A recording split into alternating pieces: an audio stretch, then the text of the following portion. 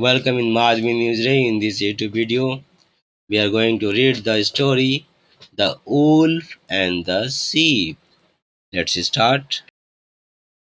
A wolf had gotten seriously hurt during a fight with a bear.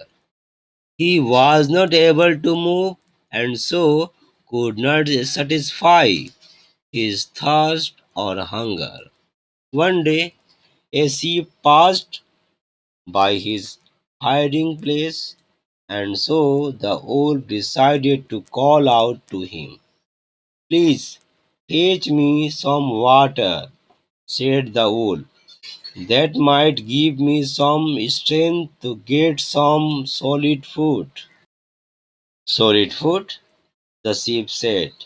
I suppose that means me. If I brought you something to drink, it would merely be to wash me down. Don't speak to me about fetching a drink. Now write moral of the story in comment if you have time. Thanks for watching.